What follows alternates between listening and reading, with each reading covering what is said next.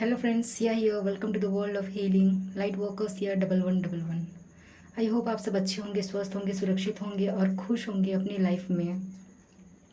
अगर आपको मेरी वीडियोस अच्छी लगे तो प्लीज़ लाइक, सब्सक्राइब, कमेंट और शेयर ज़रूर से ज़रूर करें। ज़रूरी नहीं कि हर एक चीज़ रेजोनेट हो, कभी कुछ। अगर कुछ भी रेजोनेट ना हो तो आप मेरी दूसरी वीडियोस देख सकते हो। अगर कुछ भी रेजोनेट करे तो उसे क्लेम करना चाहते हो तो कमेंट बॉक्स पर क्लेम कीजिए। और जिनको भी आप मानते हो, जो भी आपके द ऑलमाइटी हैं, उन्हें ज़रूर से ज़रूर थैंक्स बोलिए और ग्रेटिट्यूड ज़रूर से ज़रूर शो करें। और मैं ये भी कहना चाहती हूँ कि एक रीडिंग के बेसिस पर कोई भी लाइफ की डिसीज़न कभी मत लीजिएगा, क्योंकि ये जनरल रीडिंग होती है, कलेक्टिव रीडिंग होती है। तो आप अपने सिचुएशंस और अपने हर एक चीज़ देख कर ही डिसीज़न लीजिएगा। सो इस रीडिंग के बेसिस पर डिसीज़न नहीं लीजिएगा। और ये जेंडर बाइज्ड रीडिंग नहीं है, ये हर एक के लिए रीडिंग होती है। तो आप ओपन माइंडेड होके देखिए। सो फ्रेंड्स, आज का टॉपिक है आपके पर्सन का मन बदल रहा है या नहीं।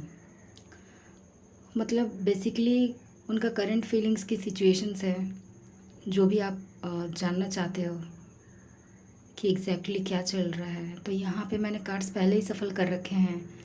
तो यहाँ पे कार्ड्स आए हैं 2 of pentacles, the tower, 4 of wands और उसके साथ बॉटम ऑफ द डेक आया है द हर्मिट। सो यहाँ पे ये कार्ड्स क्लियर हैं। सो यहाँ पे क्लियर नज़र आ रहा है कि अभी आप दोनों का बोलचाल टोटली बंद है, या फिर अगर हो भी रहा है तो ना के बराबर ही हो रहा है, बातचीत उतनी नहीं हो रही है। सो हो रहा होगा तो शायद मैसेज में थोड़ा बहुत हो रहा होगा। आप दे रहे हो मैसेज तो वो सीन करके 2 दिन बाद रिप्लाई कर रहे होंगे, या फिर वो दे रहे हैं मैसेज तो आप 2 दिन के बाद या फिर 1 दिन के बाद या फिर कुछ घंटों के बाद रिप्लाई दे रहे होंगे। तो इस तरीके से लो कॉन्टैक्ट कह सकते हैं और नो कॉन्टैक्ट भी कह सकते हैं। सो यहाँ पे बहुत बड़ी झड़प हुई है, जिसके वजह से वो परेशान है, आप भी परेशान हो, वो भी परेशान है। तो जो झड़प हुई है आप दोनों के बीच में, उसके वजह से दोनों को ही नींद नहीं आ रही है। दोनों रात रात भर एक दूसरे के बारे में सोचते हो कि मैंने उसे ये बोला, आपने उन्हें वो बोला, ऐसे करके एक दूसरे के बारे में हर एक सिनेरियो वो पूरा रिकॉल करते रहते हैं बैठ के रात भर, और रोते हैं कि ये मैंने क्या कर दिया, मैं कुछ ज़्यादा ही बोल गया, ज़्यादा ओवर रिएक्ट कर गया। तो इस तरीके की चीज़ें यहाँ पे नज़र आ रही है। और वो अभी पछता रहे हैं तो नहीं बोल सकते, लेकिन बहुत दर्द में हैं। वो ऐसा सोच रहे हैं कि क्या मुझे उन्हें मैसेज देना चाहिए या नहीं देना चाहिए। रात को वो अगर आप ऑनलाइन वो मैसेजेस देखते रहते हैं कि अरे लास्ट में मैंने ये लिख दिया, वो लिख दिया, मैं उसे कुछ बोलूँ कि ना बोलूँ, सॉरी बोलूँ ना बोलूँ, इस तरीके की यहाँ पे थिंकिंग और रिग्रेट दिख रही है, रिग्रेट। सो तो आप दोनों का बैलेंस कहीं ना कहीं बिगड़ चुका है, या तो आप बनाने की कोशिश कर रहे थे बैलेंस, जितनी भी झड़प हो जाए, लेकिन चलो एक को तो झुकना ही है, वरना कंटिन्यू चलती रहेगी ये झड़प, ये झगड़ा। इसी की वजह से या तो आप या तो आपके पर्सन, दोनों में से कोई एक बैलेंस करना चाह रहे थे या फिर कर रहे थे, लेकिन अभी बैलेंस नहीं हो पा रहा है। क्यों? क्योंकि एक दूसरे के साथ इतनी बड़ी इशू हो गई है। मतलब छोटी चीज़ हो या बड़ी चीज़ हो, इतनी बड़ी लड़ाई हुई है, या फिर एक दूसरे का दिल इस कदर दुखा है कि अब इस मोड़ पे नहीं हो कि हम मतलब बैलेंस कर पाओगे आप दोनों, या फिर आपके पर्सन कर पाएंगे। तो ऐसी यहाँ पे चीज़ें नज़र आ रही है। और ये हुआ है किसी थर्ड पार्टी की वजह से, जिनके इन्फ्लुएंसिंग नेचर की वजह से आपके पर्सन या तो उन्होंने कुछ छुपाया है या तो आपने कुछ छुपाया। इस तरीके की यहाँ पे सिनेरियो दिख रही है। या फिर ऐसा हो सकता है कि वो आपको मतलब समय न देकर किसी और से ज़्यादा बात कर रहे थे, किसी थर्ड पर्सन से। तो इस तरीके की यहाँ पे चीज़ें भी नज़र आ रही है। यहाँ पे अभी वो कंफ्यूज्ड हैं कि आपके साथ आगे बढ़ना है कि नहीं है। बहुत बुरी तरीके से कंफ्यूज हैं, और 80% 90% चांसेस है कि वो टोटली कंफ्यूज्ड हैं। बस 10% ही पॉजिटिविटी उनके अंदर है, अदरवाइज़ 90% वो नेगेटिव वाइब से, नेगेटिविटी से पूरा भर चुके हैं। वो आपको सोच रहे हैं एक तरफ, दूसरी तरफ अपने करियर को सोच रहे हैं, या फिर अपने फैमिली को सोच रहे हैं, या फिर वो सेकंड पर्सन को सोच रहे हैं कि मैं किधर जाऊँ, इधर जाऊँ कि इधर जाऊँ। दोनों तो मेरा ख्याल रख रहे हैं, मतलब दोनों को वो तौलते हुए देख रहे हैं। तौलने का मतलब जैसे तराजू में तोला जाता है कि कौन सा ज़्यादा भारी है, तो किसका पल्ला भारी है, उस तरीके से यहाँ पे आपके पर्सन देख रहे हैं कि स्ट्रगल तो दोनों तरफ है, लेकिन कहाँ से मुझे बेनिफिट्स मिलेगा दोनों साइड से। तो वो आपको चूज़ करें कि थर्ड पर्सन को, कि अपने फैमिली को, कि अपने करियर को। इस तरीके से वो कन्फ्यूज़न में पड़े हैं। और यही सब चीज़ उनके दिमाग में चल रहा है, ये सब चीज़ आपको कभी वो बताया नहीं है, लेकिन चल रहा है। और यही उनकी सीक्रेट्स है जो कि आपको बताते नहीं हैं। बातों में आप इन्वॉल्व नहीं हो, लेकिन आपके पर्सन थर्ड पर्सन को इन्वॉल्व करते हैं और पूछा पूछी करते हैं। इसी की वजह से पलड़ा भारी, अगर मैं कहूँ तो आपके थर्ड पर्सन के ही यहाँ पे पलड़ा भारी मतलब नज़र आ रहा है। इसीलिए वो आपको दो बात एक्स्ट्रा सुनाकर आपसे ही दूरी बना कर बैठे रहते हैं। तो वो यही सोच रहे हैं कि पलड़ा भारी अब थर्ड पर्सन की तरफ ज़्यादा हो रहा है, थर्ड पार्टी की तरफ।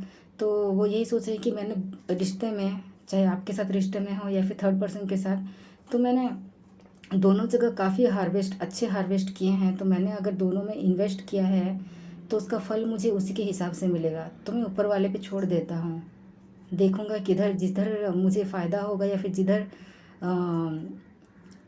मेरे काम का सही फल मिलेगा, सही इन्वेस्टमेंट का सही रिजल्ट मिलेगा, उधर ही जाऊंगा। इस तरीके की उनकी थिंकिंग आ गई है। और ऐसा भी सोच रहे हैं कि आपके ऊपर अगर वो इन्वेस्ट करें तो उनको बदले में जैसे कि रिश्ता, एक सही रिश्ता होता है वैसा मिलेगा कि नहीं मिलेगा। बल्कि चीटिंग तो हुई है, आपके रिश्ते में चीटिंग हुई है। और ये चीटिंग आपके पर्सन की तरफ से हो सकता है या फिर आपकी तरफ से हो सकता है, लेकिन आपकी तरफ से कम, आपके पर्सन की तरफ से मुझे ज़्यादा नज़र आ रहा है यहाँ पे चीटिंग, जो कि थर्ड पार्टी के इन्फ्लुएंसिंग नेचर की वजह से हुई है। थर्ड पार्टी को ऑलरेडी मालूम था कि आप दोनों का मतलब चल रहा है, आप दोनों रिलेशनशिप में हो, लेकिन थर्ड पार्टी स्टिल एंटर की और उनकी बात आपके पार्टनर सुन रहे हैं। और थर्ड पार्टी भी जेन्यूनली 90% नहीं कह सकते हैं, लेकिन जेन्यून उनका जो प्यार है वो भी जेन्यून 50% है। 50 to 60% उनका जेन्यून जो पर्सनालिटी है वही आपके पर्सन को मालूम है। बाकी तो वो दिखावा है, छलावा है, चीज़ों को बिगाड़ने वाली है।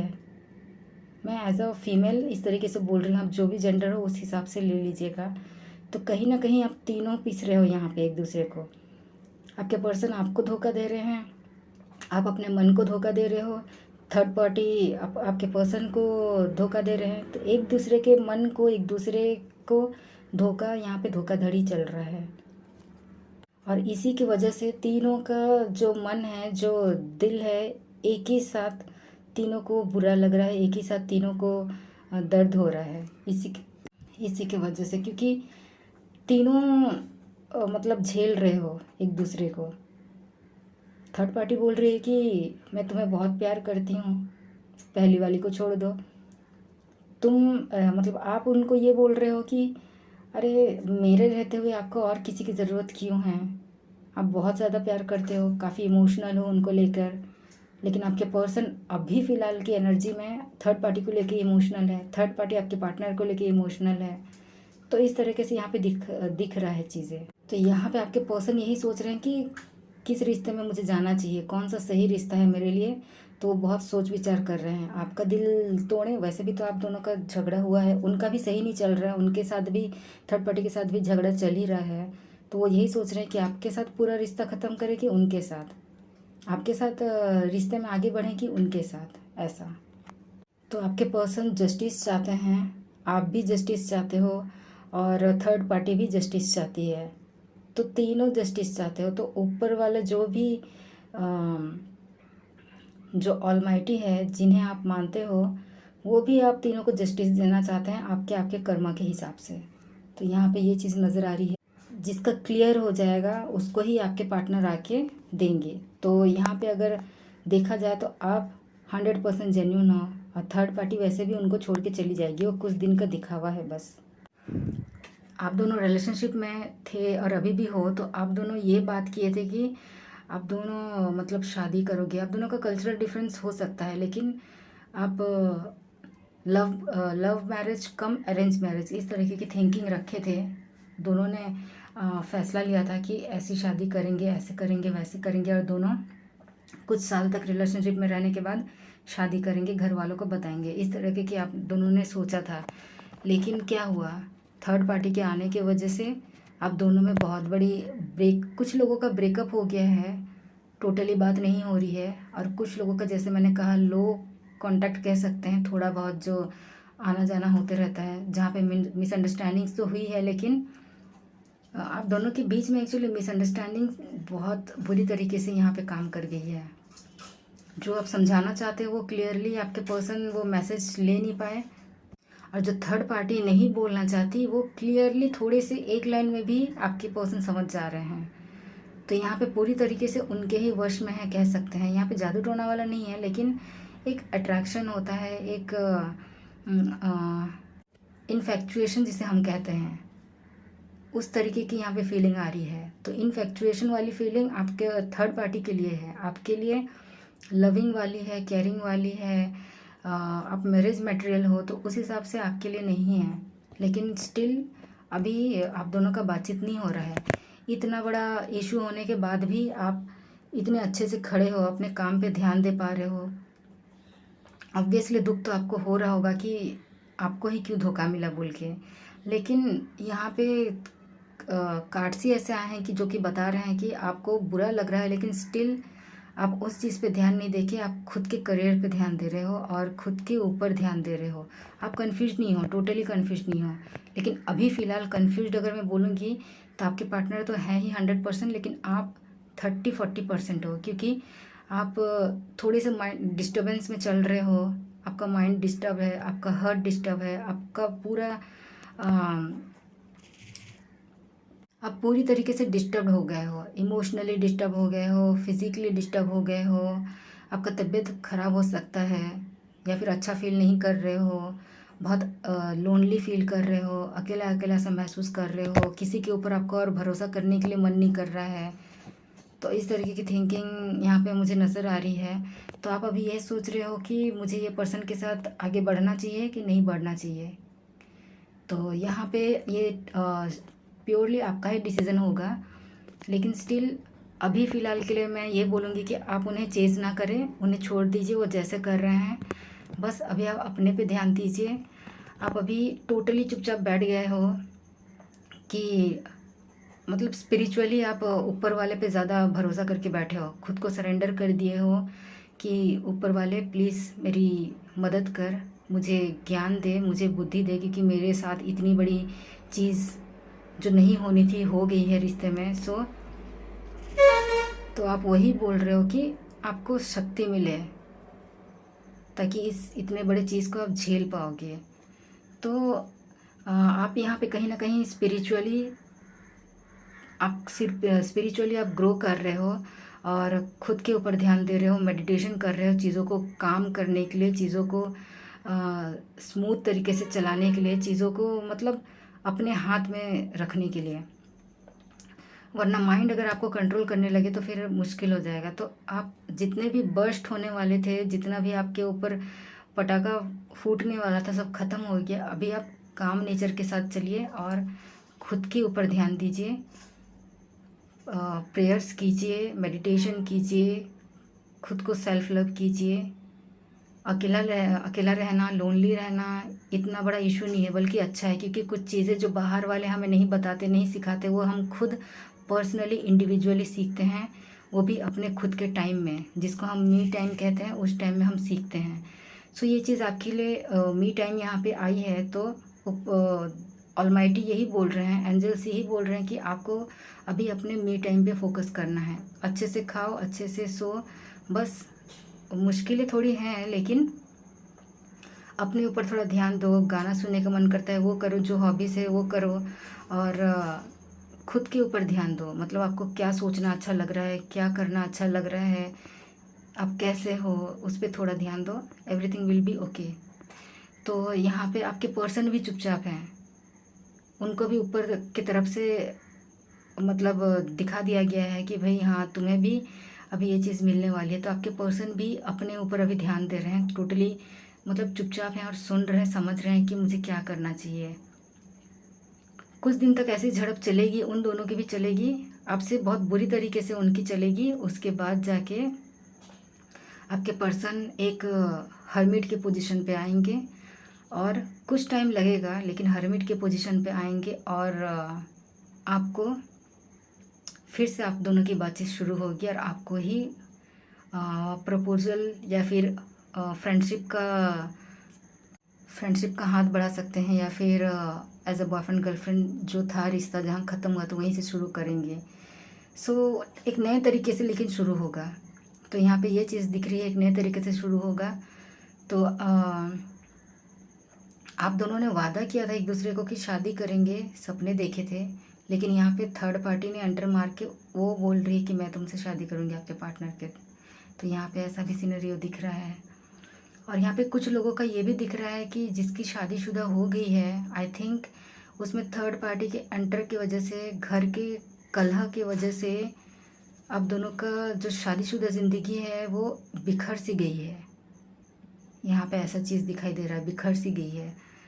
सो आई होप कि फ्रेंड्स आप अपना ऊपर ध्यान दीजिए, कलह के ऊपर ध्यान मत दीजिए, सुलह अपने आप हो जाएगी। बस खुद को टाइम दीजिए, चीज़ों को टाइम दीजिए, वो धीरे धीरे क्लियर हो जाएगी। और आपको भी जो मिसअंडरस्टैंडिंग हुई है एक दूसरे को लेकर, या फिर जो भी चीज़ें इधर उधर हुई है, वो सीधी तरीके से क्लैरिटी की तरह से, मतलब तरीके से आपको समझ में आ जाएगी।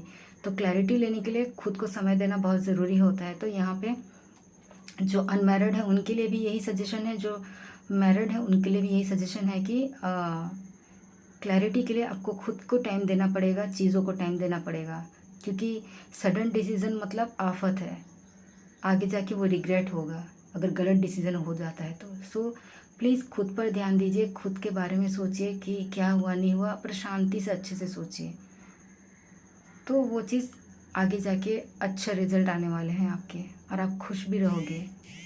तो कहीं ना कहीं जो होप की जो लाइट है वो आपके तरफ से आपके पार्टनर को दिखाई देगी, आपके थर्ड पार्टी की तरफ से बिल्कुल भी नहीं दिखाई देगी। अभी जो चमकती हुई चीज़, बोला जाता है हर चमकती हुई चीज़ सोना नहीं होता, वैसे ही उनका तो बस छोड़ ही दीजिए। अभी जितनी भी चमकती चमकती चीज़ें दिख रही है सब खत्म हो जाएगी आपके तरफ से ही। जब वो अकेले पड़ जाएंगे, अंधेरे में चले जाएंगे, अलोन, जो कि जैसे कि अभी आप फील कर रहे हो, वैसे ही उनको भी फील होगी आपके पर्सन को, और आपके तरफ से ही एक होप की लाइट उन्हें नज़र आएगी।